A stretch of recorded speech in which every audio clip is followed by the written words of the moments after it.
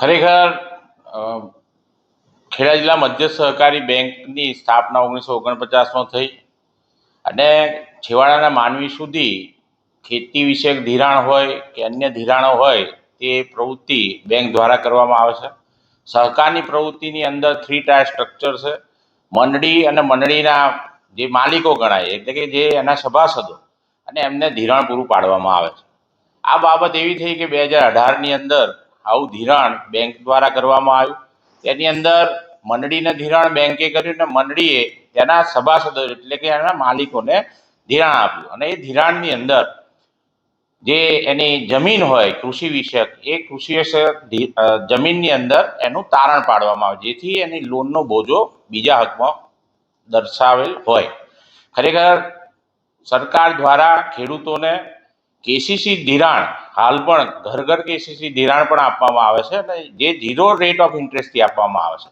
ખરેખર ખેડૂતો બિચારા અજાણ હોય છે અને આવા સેક્રેટરી અને મેનેજમેન્ટની જે જવાબદારી છે એ પૈસા ખરેખર બેંકમાંથી લીધા છે એ ભરવાના છે ને એ રેગ્યુલર ભરી અને ફરી પાછું ધિરાણ મેળવવાનું હોય છે.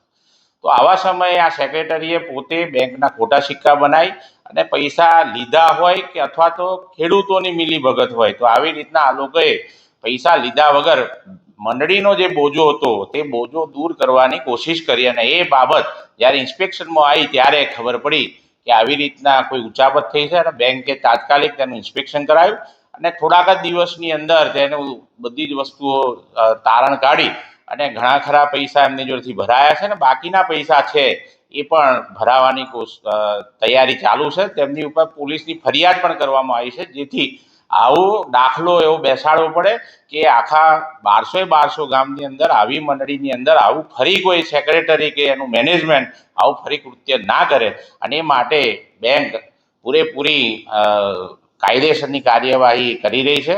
આ પૈસા જે કંઈ છે એ કોઈ જવાના નથી. એનું કારણ છે કે ખેડૂતોની જમીનની અંદર બોજો હોય અને જ્યારે માલિક એના જે ધારો કે માલિક એટલે કે જે સહકારી સંસ્થા છે એના સભાસદોને ધિરાણ આપ્યું છે અને જ્યારે સભાસદો એમના પૈસા એ મંડળીમાં જમા કરાવે તો એ પણ એની પોતાની જવાબદારી છે કે પૈસા ખરેખર જમા થયા છે કે નથી થયા અને ના થયા હોય તો ખરેખર ખેડૂતોએ પણ આવી રીતના ધ્યાન રાખવું જોઈએ અને આવા સેક્રેટરીને આવા હોદ્દેદારો ઉપર ખેડૂતોએ જાતે પણ ફરિયાદ કરવી જોઈએ અને એના ભાગરૂપે આવું ફરી ના થાય અને ફરી કોઈ આવું કૃત્ય કરે નહીં એ માટે કઠોરમાં કઠોર દંડનીય જોગવાઈઓ મુજબ તેની પર અમે કાર્યવાહી કરેલ છે.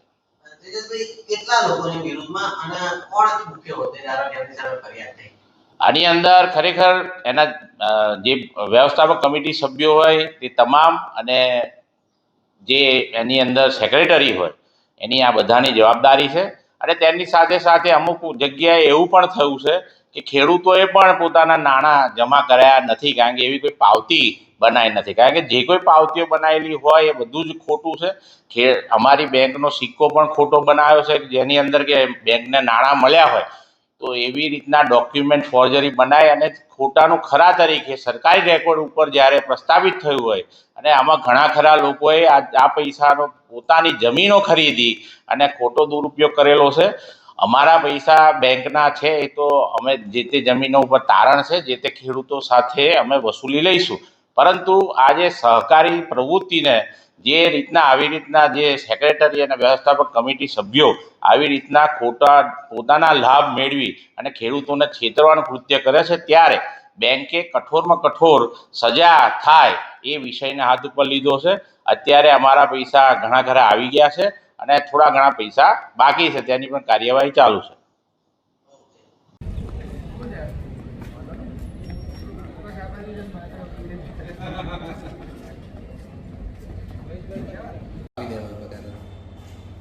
તારા માટે કેટલો પ્રેમ છે તને નહીં ખબર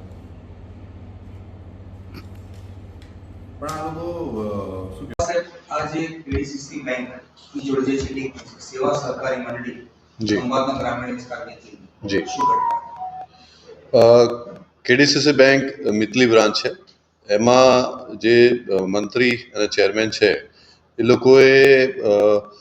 લોકોને લોનો આપી છે કારણ કે બેંક લોન આપવાનું કામ કરી રહી છે. તો એ લોનો મેળવી અને લોનોના પૈસા જે છે એ સભાસદોએ ભરી દીધા, પરંતુ એ પૈસા જે છે એ આ મંત્રી, ચેરમેન અને જે અન્ય સભ્યો છે એમણે બેંકમાં જમા નહીં લઈ અને પોતાના અંગત કોઈ જગ્યાએ પૈસા વાપરી અને બેંક સાથે છેતરપિંડી, ચીટિંગ કરેલું છે. એમાં ઘણી બધી જગ્યાએ ખોટા ડોક્યુમેન્ટ્સ ઊભા કર્યા છે, ખોટી સહીઓ કરી છે. એટલે ખંભાત રૂરલ પોલીસ સ્ટેશન ખાતે આઈપીસી કલમ 409, 408, 467, 471, 120B, 114 મુજબનો ગુનો દાખલ કરવામાં આવેલો છે. સર કુલ કેટલા આરોપી સામે ગુનો નોંધાયો? હાલ તો અત્યારે મંત્રી, ચેરમેન અને એમને મળીને કુલ 11 આરોપીઓ વિરુદ્ધ ગુનો દાખલ કરવામાં આવેલો છે. પરંતુ તપાસ દરમિયાન જે પણ અન્ય આરોપીઓ આમાં સંડોવાયેલા હશે એમની પણ ધરપકડ કરવામાં આવશે અને આમાં કુલ્લે 2 કરોડ 4 લાખની કિંમતની મત્તાની ફરિયાદ દાખલ કરવામાં આવેલી છે. અત્યારે કેટલા આરોપી આપણે arrest કર્યા છે? અત્યારે જે મંત્રી જે છે રમેશભાઈ વાળંદ કરીને છે, જે કેડીસીસી બેંકના મંત્રી છે, એમની ધરપકડ કરવામાં આવેલી છે. એમના કોર્ટમાં રજૂ કરી અને તારીખ 16 સુધીના એમના રિમાન્ડ મેળવવામાં આવેલા છે.